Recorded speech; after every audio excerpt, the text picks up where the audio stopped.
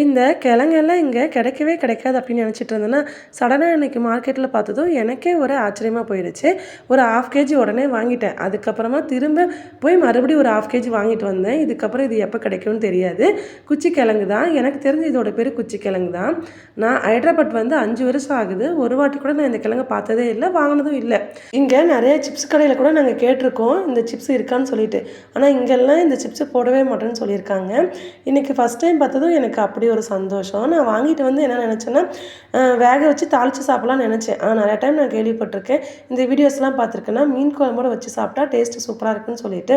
அதனால இன்னைக்கு வந்து இந்த கிழங்க வேக வச்சுட்டு, வெங்காயம்லாம் போட்டு தாளிச்சுட்டு, அதுக்கப்புறமா மீன் குழம்போட வச்சு சாப்பிடலான்னு சொல்லிட்டு பிளான் பண்ணி, அந்த மாரி ரெடி பண்ணிட்டேன். சாப்பிட்டதும் டேஸ்ட்டு சூப்பரா தான் இருந்தது. ஆனா நம்ம வந்து திடீர்னு சாப்பிடும்போது, கொஞ்சம் அது ஃபில்லிங் ஆகாத மாரி தெரிஞ்சுச்சு. இந்த சாப்பாடு சாப்பிட்டா ஒரு திருப்தி இருக்கும் இல்லையா? அந்த மாதிரி எனக்கு தோணவே இல்ல. ஆனா இதோட மீன் குழம்போட வச்சு சாப்பிடும்போது டேஸ்ட்டு சூப்பரா தான் இருந்தது.